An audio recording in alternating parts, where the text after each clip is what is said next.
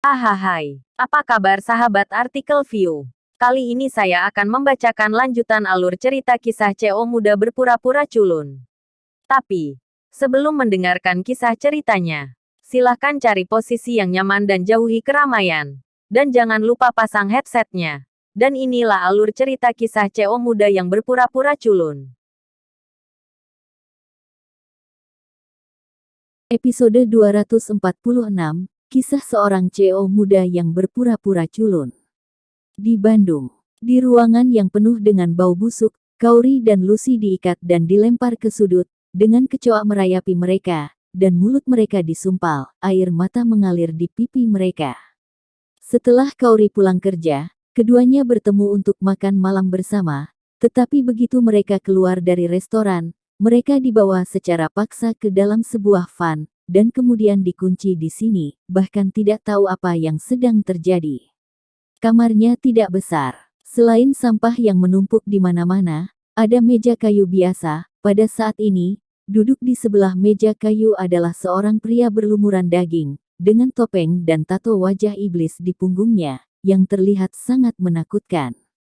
Minum anggur dan makan kacang, dia menoleh untuk melihat Kauri dan Lucy dari waktu ke waktu. Kalian berdua sangat cantik. Akan sangat bagus jika kamu bisa bermain denganku. Sayang sekali majikan mengatakan bahwa dia tidak bisa menyakitimu. Sayang sekali. Dia mengenakan topeng, hanya mata, hidung dan mulutnya terbuka. Dari sorot matanya, terlihat penyesalan. Dua gadis cantik ada di hadapannya, tapi mereka bahkan tidak bisa menggerakkan jarinya. Mendengar kalimat ini, Kauri menghela nafas lega. Selama mereka tidak bergerak. Jika hanya untuk uang, itu mudah. Pada saat ini, seseorang masuk dari luar ruangan. Dia bertubuh mungil dan juga mengenakan topeng. Setelah memasuki pintu, dia menatap Kauri dan Lucy dengan tamak dan menelan ludah. Bos, dua orang ini, bisakah aku bermain? Dia sengaja merendahkan suaranya dan mengubah suara aslinya, terlihat sangat berhati-hati. Tidak. Beri pikiran buruk dan menyakiti mereka. Jika aku tidak bisa mendapatkan uangnya, aku akan membunuhmu. Pria bertato itu berkata dengan tajam.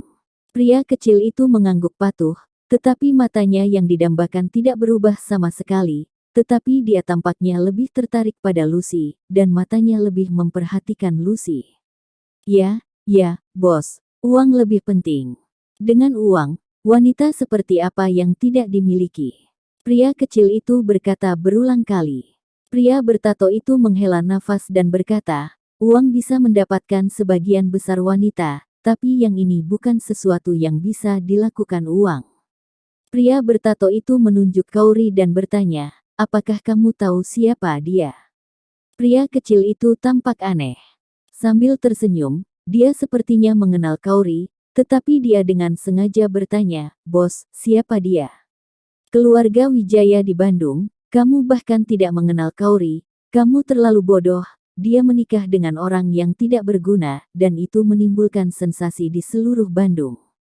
Kata pria bertato itu. Pria kecil itu tiba-tiba tampak tercerahkan, dan berkata, jadi dia adalah Kauri. Saya mendengar bahwa dia belum dimainkan oleh bajingan itu dalam keluarga. Mengapa Anda tidak mencobanya, bos? Lihat kaki panjang dan putih ini, betapa menariknya mereka. Ah, pria bertato itu sangat tersentuh oleh apa yang dia katakan. Dia melihat kaki Kauri secara khusus, itu benar-benar terpesona. Namun, dia masih masuk akal, dan tidak berani melupakan Saiful untuk melaporkan. Jika tidak, dia tidak akan mendapatkan uang sepeser pun. Dia melakukan hal ini, bukan demi wanita. Melihat pria bertato itu ragu-ragu, pria kecil itu terus berkata, bos, sayang sekali wanita cantik seperti itu tidak layak, dan suaminya hanyalah pria yang tidak berguna, jadi tidak akan ada masalah dengannya, seperti itu. Apakah kamu tidak ingin melewatkannya? Dia tampaknya memiliki semacam permusuhan terhadap Kauri, dan berharap untuk melihat Kauri jatuh ke tangan pria bertato itu.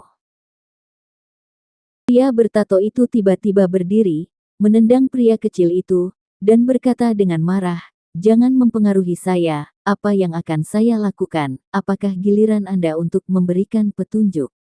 Sialan, siapa sih akan memberi saya uang untuk mendapatkan dia? Pria kecil itu meringkuk di tanah, gemetar kesakitan, dan berkata berulang kali, "Maaf, saudara, saya hanya berbicara santai." Pria bertato itu meneguk terakhirnya bir dan mengutuk. Dia berkata, "Aku akan melampiaskan api dulu, kamu bisa menjagaku, memperingatkanmu, jangan sentuh mereka. Kalau tidak, aku akan membunuhmu."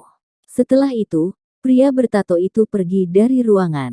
Pria kecil itu sedang duduk di bangku, perut bagian bawahnya seperti terbakar, dan butuh beberapa saat untuk pulih.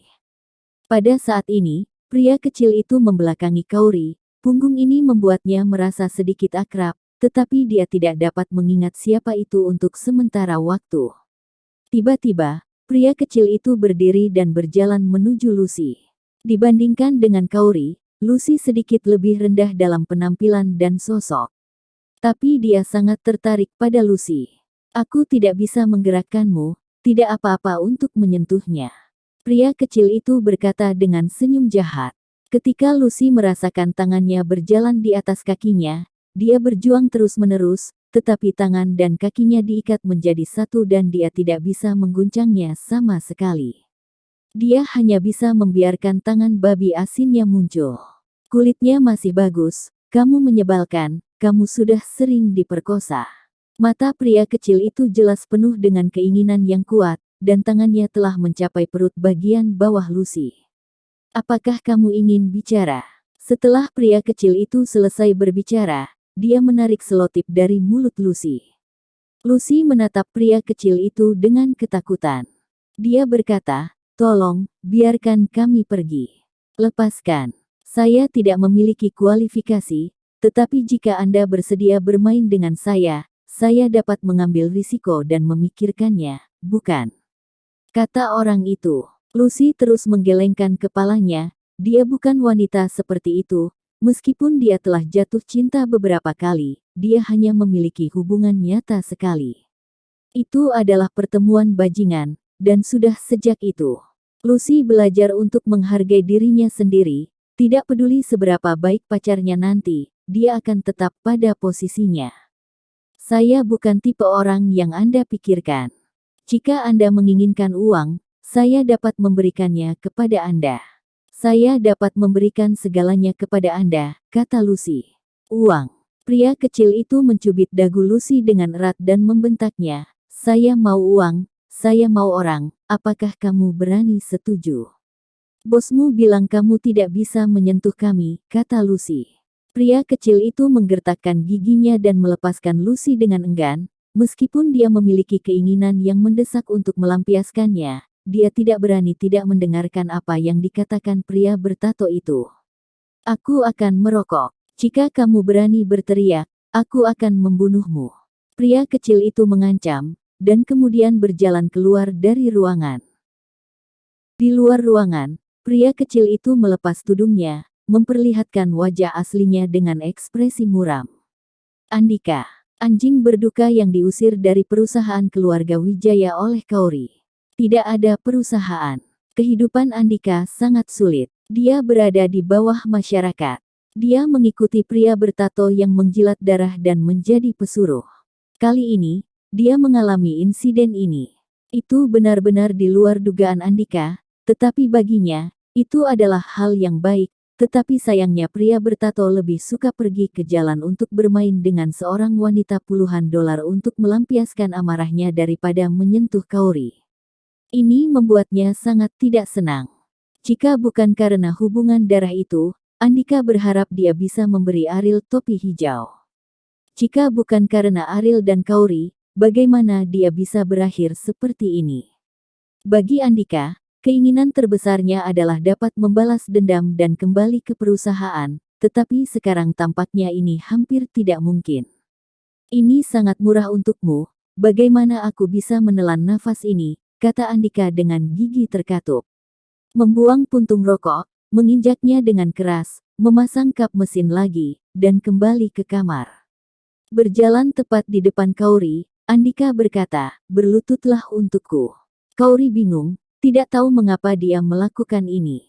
Tepat ketika dia bingung, Andika menjambak rambut Kauri dan membanting keras ke dinding, berkata, "Saya meminta Anda untuk berlutut untuk saya, tidakkah Anda mengerti?" Petik 2. Kepala Kauri dipukul dan pusing. Lucy berkata dengan cepat, "Mengapa kamu ingin dia berlutut? Kami tidak dendam, jika kamu menginginkan uang, aku akan berikan padamu." Andika tersenyum muram, dan bahkan menendang dada Lucy, berkata, "Pelacur, itu tidak ada hubungannya denganmu, jangan beri dia kepala sialan, atau aku akan kesulitan denganmu." Karena pukulan berat di dada, Lucy mengalami kesulitan bernapas, untuk sementara, tidak dapat berbicara, jadi dia hanya bisa menonton tanpa daya. Andika memaksa Kauri untuk berlutut. Melihat bahwa Kauri tampaknya memiliki sesuatu untuk dikatakan, Andika juga merobek selotip yang menutupi mulutnya. "Siapa kamu? Aku tahu, aku pasti mengenalmu," kata Kauri. Kalimat ini membuat Andika panik, mengenakan topeng dan dengan sengaja mengubah suaranya. "Bagaimana mungkin Kauri masih mengenalinya? Kami belum pernah bertemu, bagaimana kau bisa mengenalku?" Andika menjambak rambut Kauri, merasa sedikit tidak nyaman, dan hanya menutup mata Kauri dengan selotip. Bersambung.